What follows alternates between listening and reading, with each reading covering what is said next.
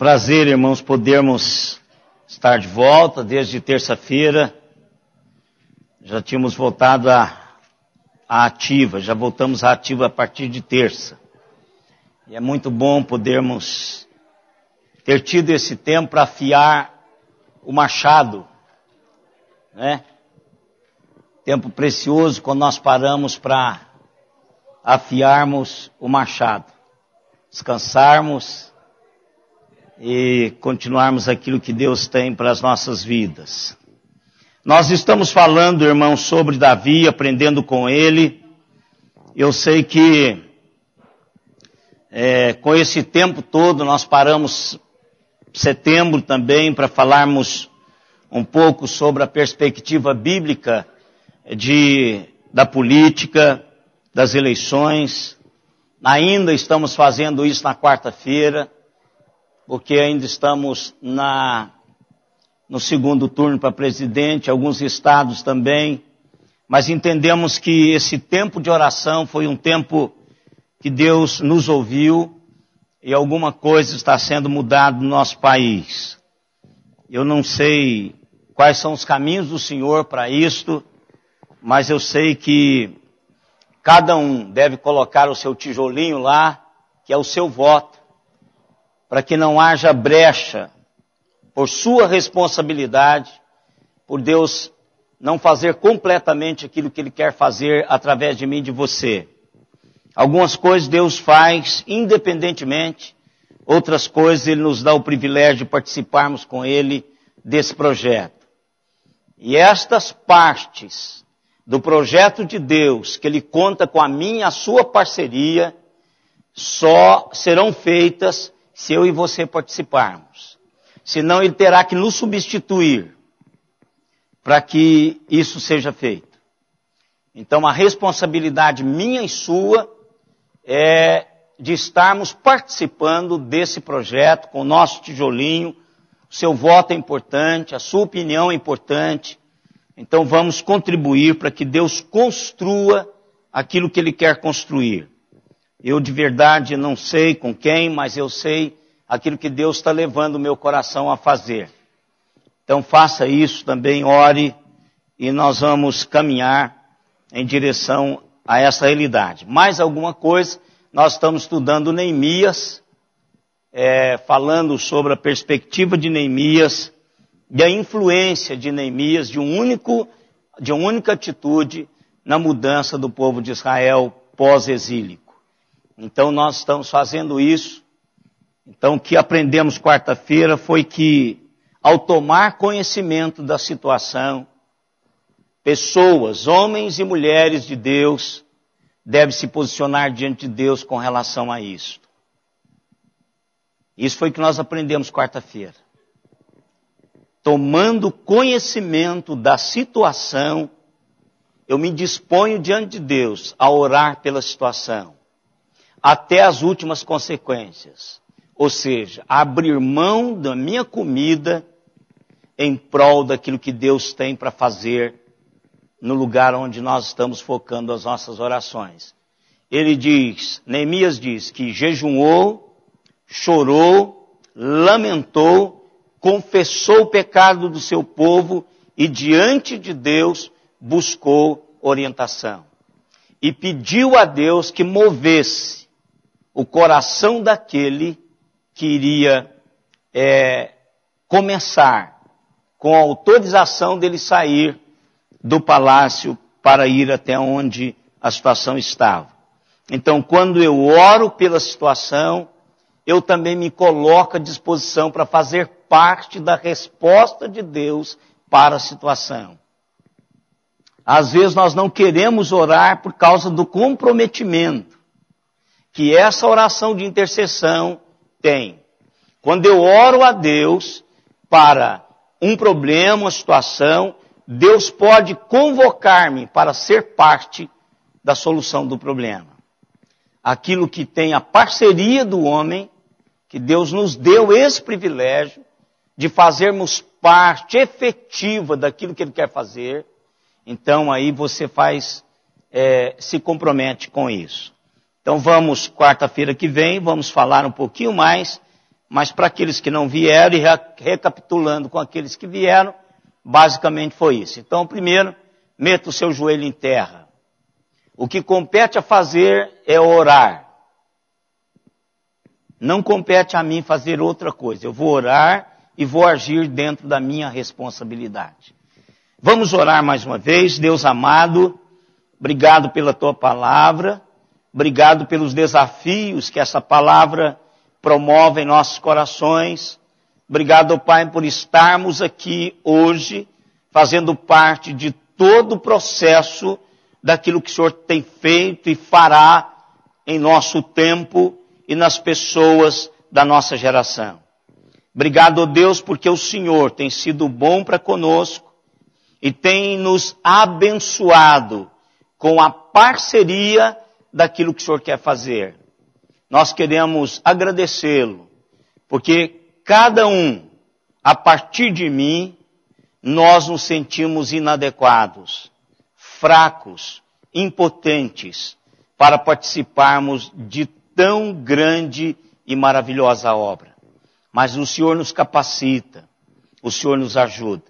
Por isso, ó Pai, em nome de Jesus, faça isto com cada um de nós neste dia e orienta-nos através da Tua palavra. Em nome de Jesus. Amém, Senhor. Amém. Irmãos, nós estamos falando sobre Davi em rumo ao trono. Então, Davi está buscando aquilo que Deus quer que ele faça. E nós vimos que, enquanto Davi está caminhando para essa realidade, algumas pessoas e o próprio Davi têm uma agenda pessoal. E essa agenda pessoal, às vezes, interfere de uma maneira a retardar aquilo que Deus quer fazer. Presta atenção, retardar aquilo que Deus quer fazer. Não impedir. Porque não há principado, potestade, homem, nada que possa impedir o Senhor de fazer o que Ele quer fazer. A única coisa que nós podemos fazer é retardar isso até que Deus nos substitua. Porque Deus, como eu disse, tem projetos que eu e você participamos dele. Quando eu saio desse projeto, quando eu ausento desse projeto, quando eu permito que agendas pessoais, minhas e dos outros, interferem nesse projeto, esse projeto pode ser retardado. Até que Deus trabalhe pessoas para substituir-nos e colocar de novo no caminho que precisa estar. Eu não preciso entrar em detalhes sobre isso, que tanto eu quanto você já temos experiência disso na vida. Um casamento, uma realidade de emprego, muitas realidades passam na nossa frente, a gente embarca nelas, e elas são exatamente agendas pessoais interpondo entre a agenda de Deus para a minha vida. Então nós estudamos como nós aprendemos durante esse tempo. Eu vou recapitular para que os irmãos entrem de novo em sintonia com o que nós estamos fazendo. Primeiro, nós tivemos Abner. Então Abner é o capitão do exército de Saul, que quando ele percebeu que Davi tinha sido ungido rei de Judá, instituído rei de Judá, aí o que acontece? Abner institui o filho de Saul como rei do norte. Então o que acontece? Uma nação agora tem dois reis. O primeiro rei Davi, aquele que tinha sido ungido pelo Senhor, escolhido pelo Senhor para substituir a Saul, agora não tinha todo o reino. Porque apareceu esse tal de Abner, que entendeu que Davi não era o governo legítimo, mas sim o descendente de Saul. Quando o próprio Abner sabia que Davi era a pessoa indicada. Porque Davi, assim como Abner, faziam parte da elite do governo de Saul. Porque Abner era um comandante do exército de Saul. Então Abner sabia que Davi tinha sido o homem que Deus tinha escolhido para substituir Saul. Mas ele quer interpor a sua agenda à agenda de Deus. Irmãos, como isso acontece? Isso acontece nas igrejas, isso acontece em empresas, isso acontece num punhado de lugares que a gente entende que a pessoa que está ocupando o lugar que outro deveria ocupar não é a pessoa de Deus nesse lugar. É uma pessoa que a maioria colocou lá. Eu tenho medo de maioria, irmãos, de verdade. Isso chama-se democracia. Mas a democracia tem errado um tanto. Né? Quando se tem o poder da máquina, quando se tem o poder da persuasão, quando tem o poder de barganha, de compra, a maioria acaba o poder de força, que é o caso de Abner, porque pegou uma marionete, né? Esbozete era uma marionete. Abner era forte. Então ele pegou e marionetou e diz, olha, vai ficar comigo ou senão eu dou um golpe de Estado. Porque essa era a primeira intenção dele. Na crucificação nós vimos a maioria. Não é? Então essa questão da maioria, eu não preciso ser a maioria, irmãos. Eu preciso estar dentro da vontade de Deus, porque eu e Deus somos a maioria. Eu sozinho e Deus somos a maioria. Então, a gente precisa entender isso. Perder essa visão de cabresto. Essa visão de que eu tenho que ir com todo mundo. Eu não tenho que ir com todo mundo. E isso a gente precisa de construir a nossa realidade. Então, Abner assume a agenda, a sua agenda, e coloque-a interpondo a agenda de Deus. E aí, começa todas as consequências disso.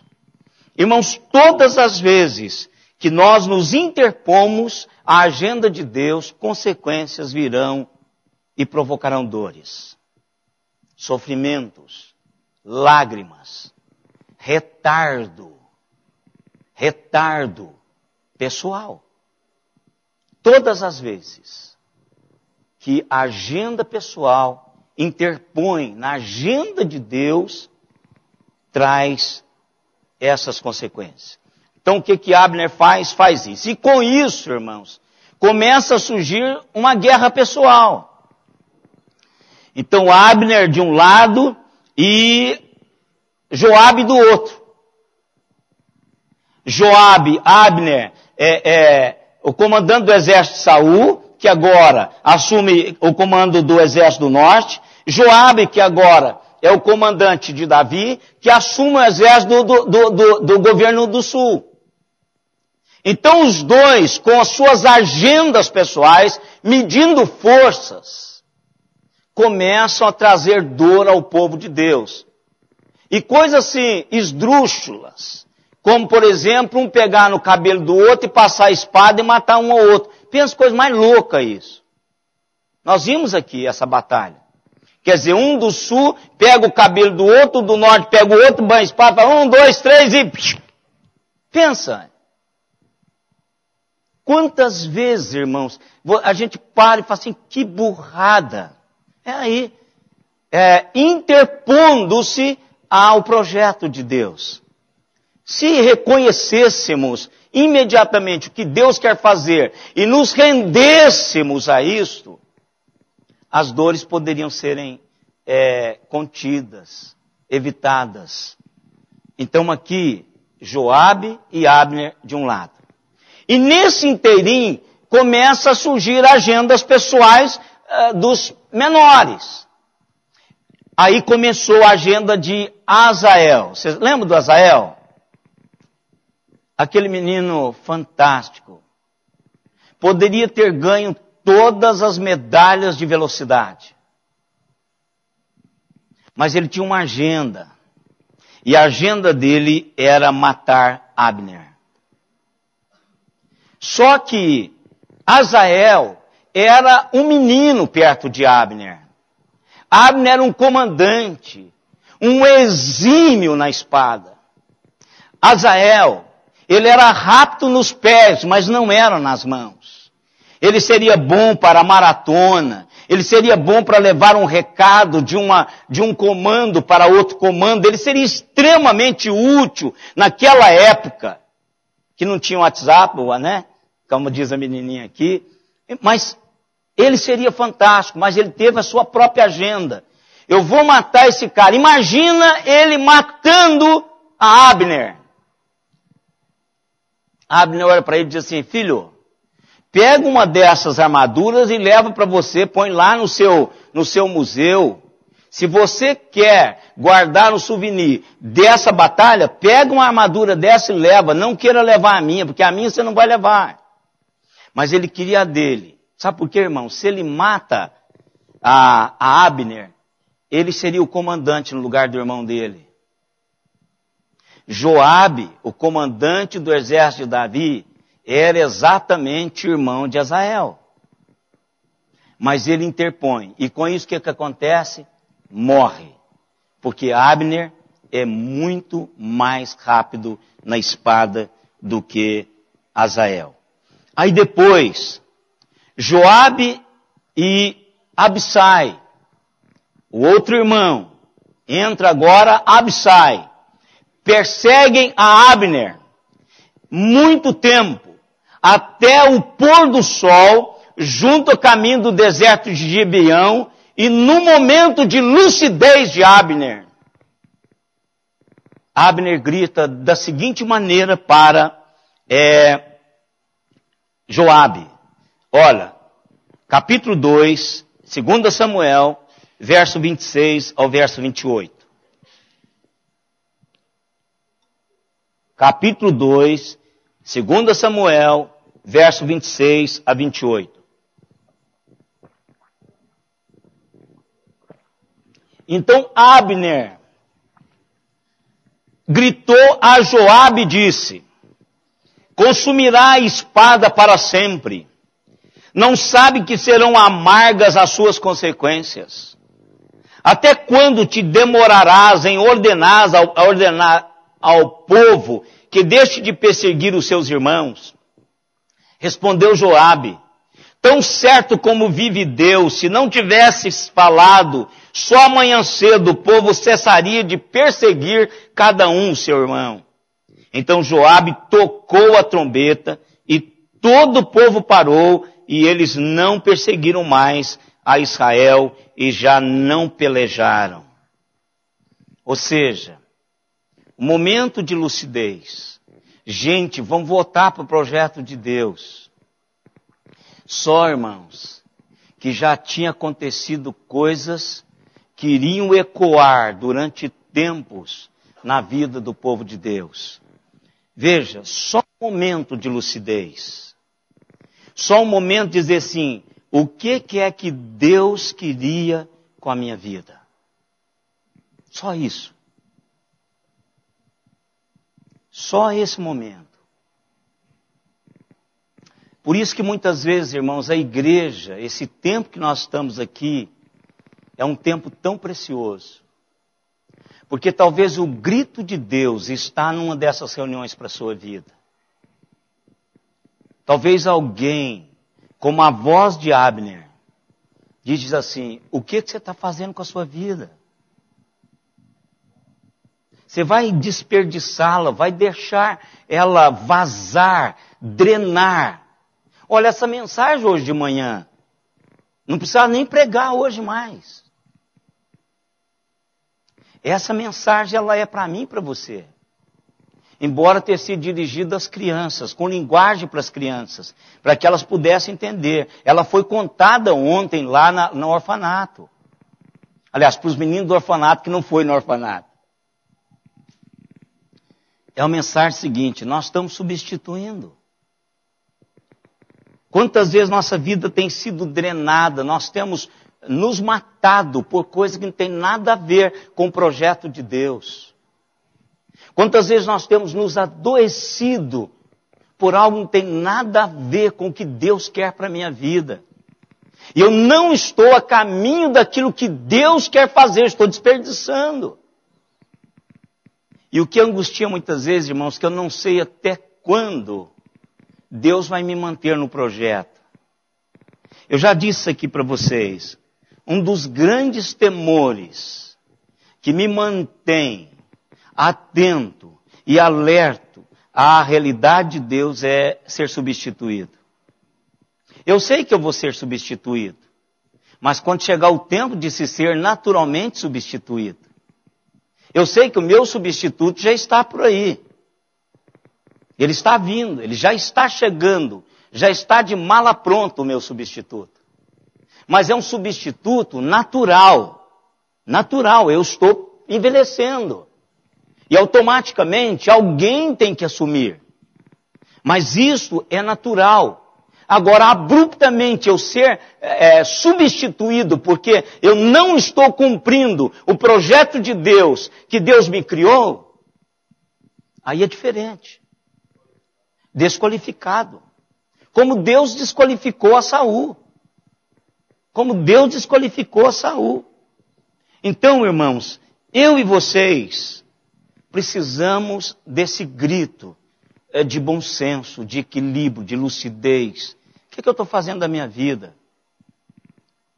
Por isso que retiro espiritual, que antigamente era chamado de retiro espiritual, e era retiro espiritual, hoje, eu acho que nem acampamento mais é chamado, porque ninguém acampa, o negócio era tempo de pensar. Era um tempo que você convidava um preletor, uma pessoa que falava ao seu coração, que levava você para mais perto do Senhor, que tinha tempo de oração, que tinha tempo de leitura da palavra, que tinha tempo de trocar essas experiências espirituais uns com os outros. É um tempo que a gente para toda a realidade e faz um check-up, uma reflexão. Para onde eu estou levando a minha vida? O que eu estou fazendo com a minha vida? Não é? Então aí, Abner dá esse grito. Diga até quando que nós vamos matar uns aos outros, com essa bobeira. Acabamos de perdermos a Azael, um menino fantástico, e os outros que foram, suicidaram-se por nossa causa. Vamos parar com isso. E aí ele diz assim como Deus vive. Olha, por que ele lembrou de Deus agora e não lembrou antes? Quando nós esquecemos o projeto de Deus para as nossas vidas, a gente faz essas bobeiras. Mas aí, irmãos, outros estão vindo. O que acontece lá na frente? Agora, são os dois irmãos, Joabe e Abissai, está com Abner atravessado na garganta. E eles agora, apesar de toda aquela realidade lá, aquela trégua, que parece a trégua mesmo entre palestinos e... Só jogar uma pedrinha, está tudo aceso. É aquela trégua assim, a gente vai ter trégua, mas a pólvora fica aqui. Qualquer faísca explode tudo. Então aquela trégua, mas aquela trégua de arquitetar o seu projeto. Esse camarada está aí, mas esse camarada não vai ficar muito tempo aí. Eu vou começar a sulapar isso. Irmãos, olha, eu e vocês precisamos ser guardiões do projeto de Deus. Quando percebermos que alguém está querendo entrar com seu projeto próprio naquilo que Deus está fazendo, denuncie-o. Denuncie-o. Confronte-o. Se você não conseguir vencê-lo por si mesmo, ajunte-se forças. Porque o que aconteceu com a Joabe e Abissai? Eles disseram o seguinte: agora que Abner, que Davi abriu a brecha para Abner vir, vamos preparar e vamos matá-lo. Não deu outra. Abner é morto. Por quê? Porque ele matou Azael, que é o irmão de Abissai e de Joabe. Agenda pessoal de novo. Havia um momento de lucidez, Mas esse momento de lucidez é tão rápido que cai na loucura de novo. Agora é tão fácil falar deles dois, não é? Não parece com a gente, irmãos? Você vem aqui, sai da escola dominical e fala, é isso mesmo, minha vida precisa de mudar. Quarta-feira você está agindo do mesmo jeito. Nós estamos agindo da mesma maneira. No momento em que parece que está tudo perdido, a gente volta. Aí depois, a gente esquece daquele momento de equilíbrio. Não parece a propaganda política? Alguém falou, quem foi que falou que gosta do... Nós estávamos numa conversa, alguém falou assim, foi o Momelo. Foi lá no cartório. Estava eu, o Momelo, o Tadame e o Geraldo. Nós estávamos falando sobre a política, foi antes do primeiro turno. Aí eu falei, rapaz, eu só ouço essa propaganda política por uma questão de conhecimento, porque eu preciso ter esse conhecimento. Porque eu lido com pessoas e alguém pode jogar alguma coisa e eu preciso saber. É uma questão de função. Se não fosse a minha função, eu não estaria vendo isso. Mas eu vejo. Não vejo muito. Vejo o suficiente porque é um repeteco, só muda algumas falas, mas é a mesma coisa. E aí o irmão Melo diz assim, eu gosto. Só ele, dos 4 que lá estavam, gostava. Aí o japonês pergunta para ele, você gosta por quê? Não, porque esse país que eles estão falando quer saber onde ele está. Porque não é o país que eu moro. Não é. Tem alguma coisa errada.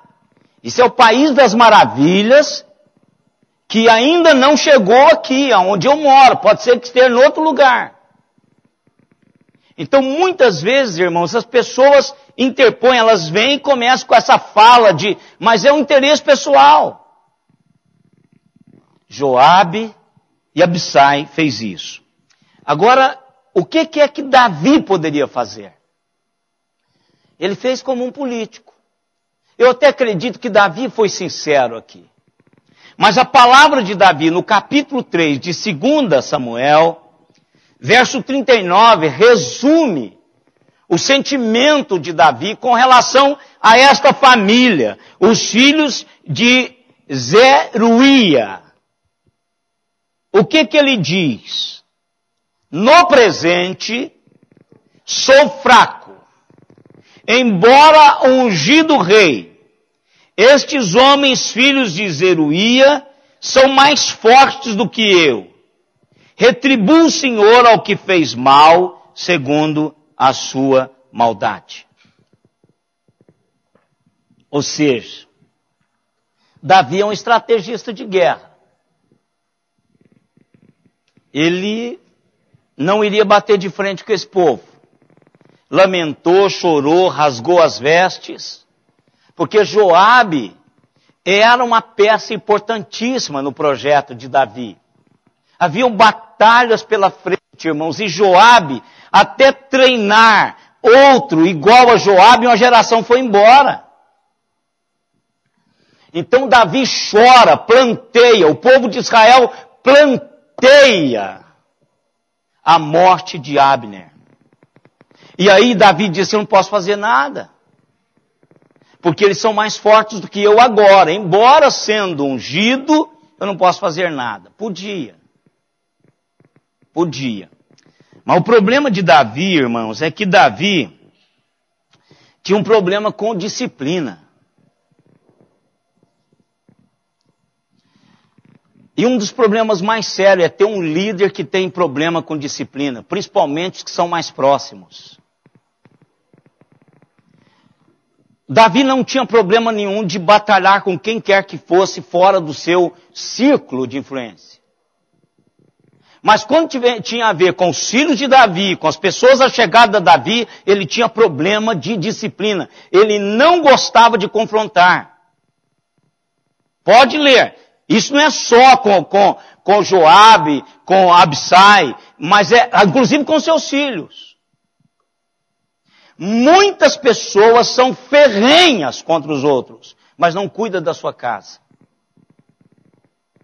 Por isso, irmãos, que a Bíblia diz sobre os presbíteros, tanto os docentes como regentes: cuide da sua casa. Se você não puder cuidar da sua casa, você não tem autoridade para cuidar da minha casa. Então, se eu confronto o filho de vocês, os meus filhos devem ser confrontados. Preciso ter punho às vezes. Preciso chamar esses dois aqui, a família toda. É o que eu vou fazer agora com a mocidade e os adolescentes. Vai sair gente daqui hoje que não vão vir ao culto à noite.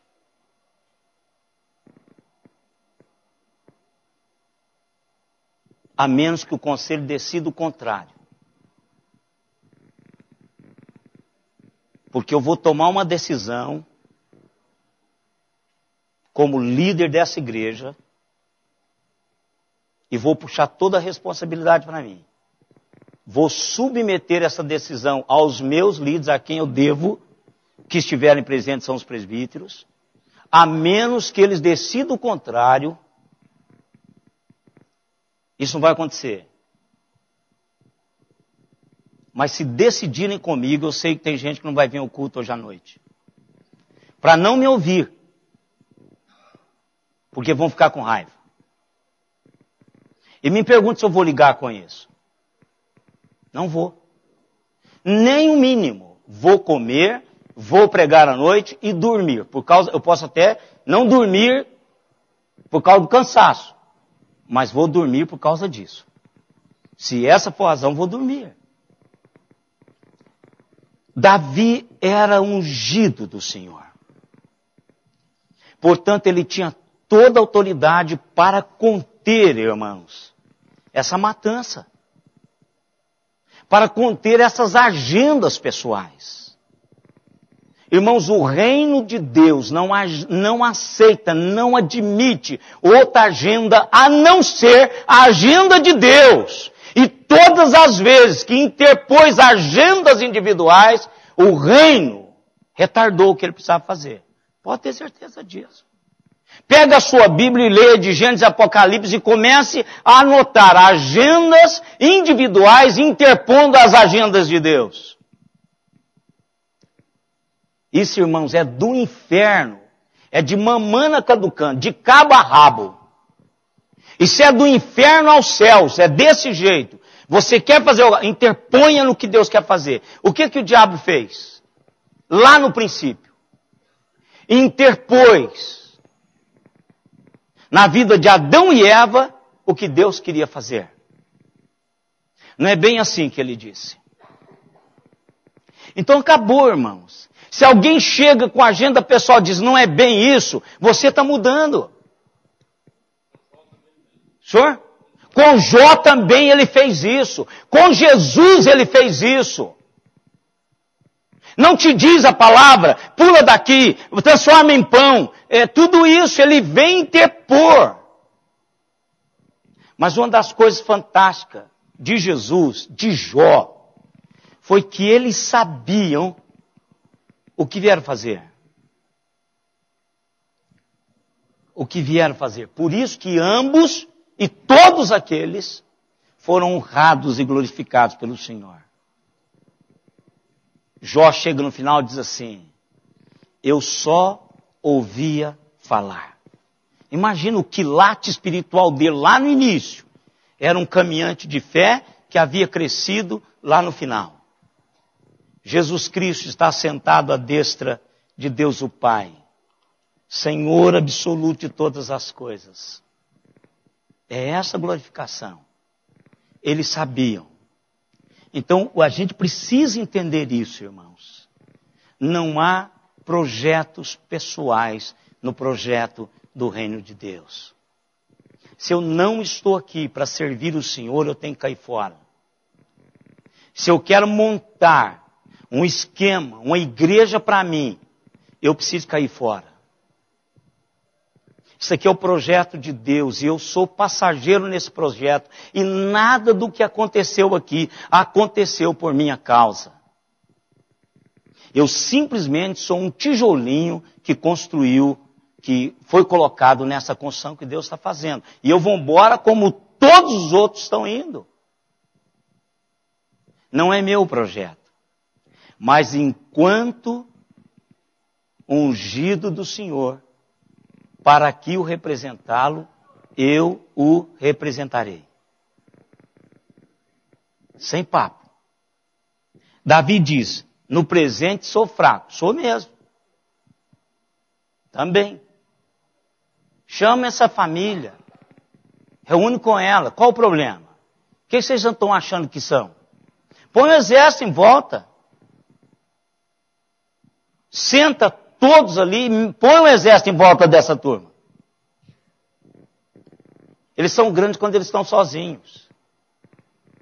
Quando você põe o exército em volta e busca a responsabilidade, puxa a responsabilidade para você como voz do Senhor, tudo se resolve. Davi não fez isso. E ele não faz. Não passe a mão na cabeça, irmãos. Não passe a mão na cabeça. Diga, minha irmã. O projeto de... Não.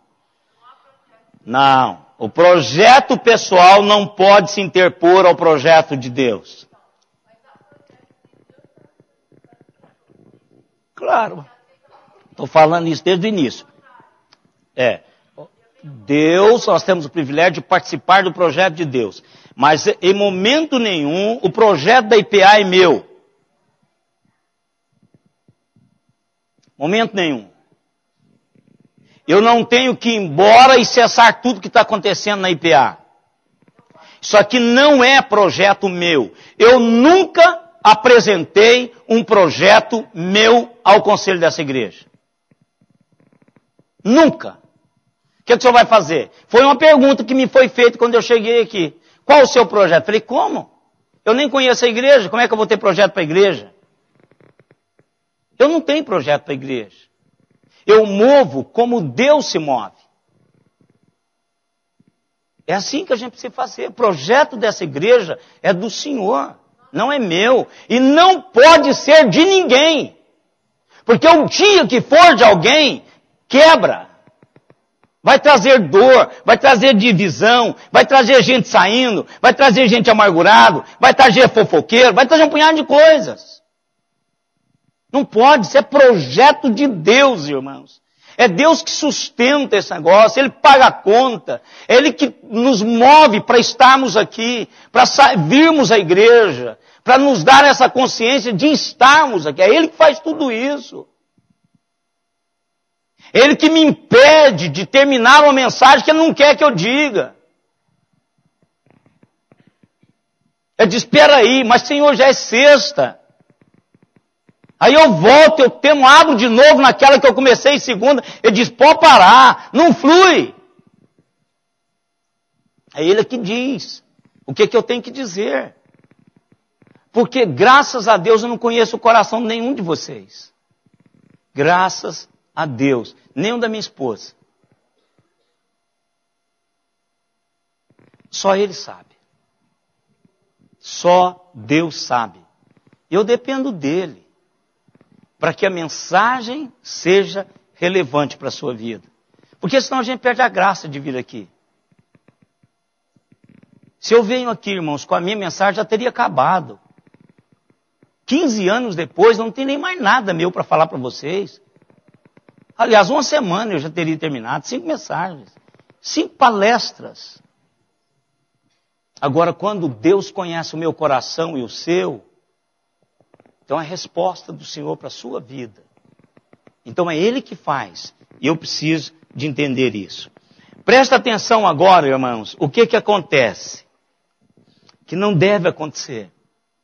Quando Esbocete, Isbosete. Eu estou falando Isbosete há muito tempo. Isbosete. Ouve falar que Abner tinha sido morto, eles entraram em pânico. Verso 1 do capítulo 4, Samuel. Ouvindo, pois, o filho de Saul que Abner morrera em Hebrom, as mãos se lhe afrouxaram e todo Israel pasmou. Outro problema, irmãos. Quando eu confio na agenda do homem forte,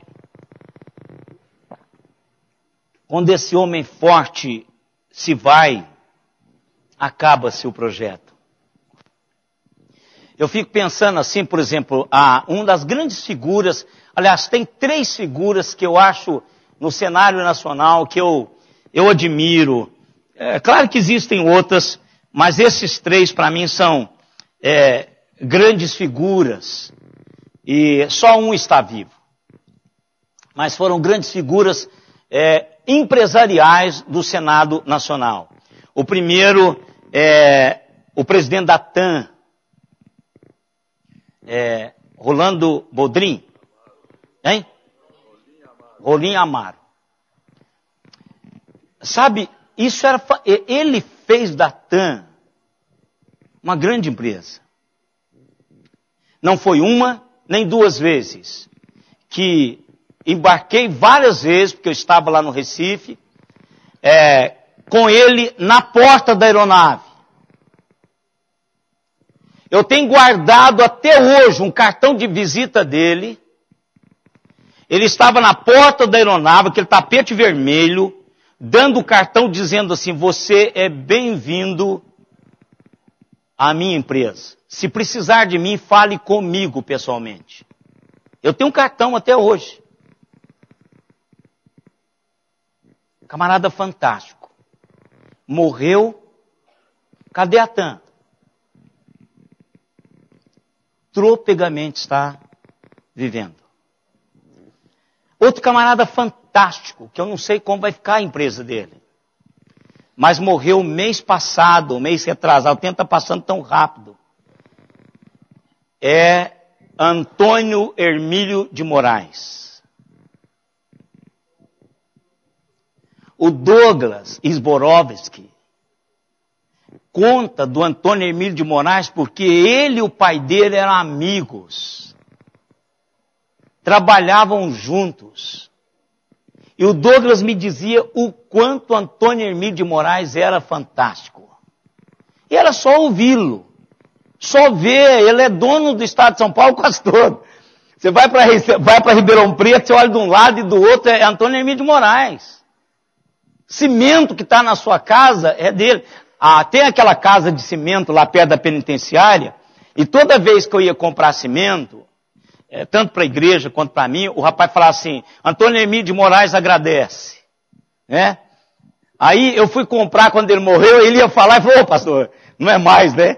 Então, é porque pessoas que foram tremendamente, agora eu não sei o que vai acontecer com a empresa dele. E o outro é o Silvio Santos. Eu não sei para onde que o Silvio Santos vai depois da morte. Mas que ele é um cara fantástico, ele é. Bobão, vendedor, que negócio, parece que ele está caducando, né? Mas que lá é dele, ele é marketing dele. Mas é um grande empresário. Um camelô que se tornou um magnata da televisão, da comunicação. Esses 3 homens eu acho fantástico. Mas no reino de Deus, irmãos, não é assim. Eu queria dizer, eu vou estar aqui para ver o que vai acontecer com o Bispo Macedo. Com o Templo de Salomão. Não pode, irmãos. O projeto do reino, Antônio Hermílio de Moraes, o Datan, a SBT, o SBT e todas as suas empresas correlatas, pode depender desses homens. Mas o reino de Deus não pode esmorecer. Eu não posso fincar uma realidade do reino dependendo do pastor Ezequiel, de quem quer que seja. A agenda pessoal não pode interferir. Não pode interferir. Aí o que acontece, irmãos? Não para. Isso é um fluxo que não para. Aí aparece dois que são capitães de tropa. Olha o nome deles. Baaná e Recabe, filhos de Rimon, o Beerotita, da tribo de Benjamim. O que eles fizeram?